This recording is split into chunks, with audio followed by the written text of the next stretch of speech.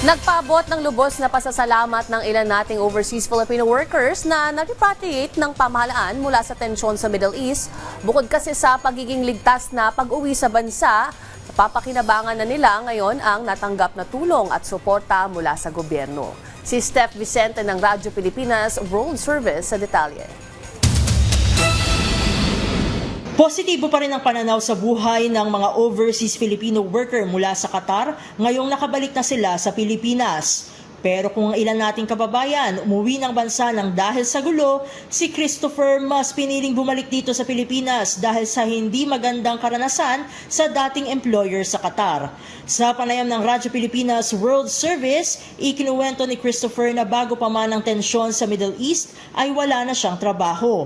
2 buwan na rin siyang naghihintay ng end service salary mula sa kanyang dating employer bilang salesman. Nagkasundo po doon sa OWA at yung company namin na tinausap kami nung HR manager namin doon sa office. O sige, bibigay ko yung sahod nyo pero makakauwi kayo pero yung end service nyo ay hindi nyo makukuha.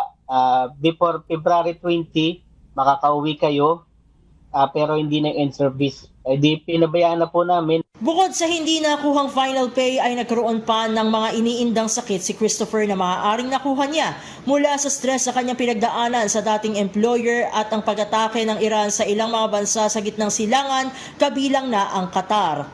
Sa kabila nito, tuloy lang daw ang laban ni Christopher para makapagsimulang muli sa buhay sa tulong na rin ng kanyang pamilya.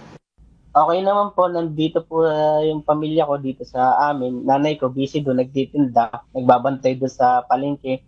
Tapos yung anak ko na dyan, palaro-laro lang. Kasi yung anak ko po nagbakasyon dito. At nagpapasalamat din po ako at naka-attend po ako ng graduation ng aking anak na nag-graduate siya ng grade 6. At naka-attend ako po.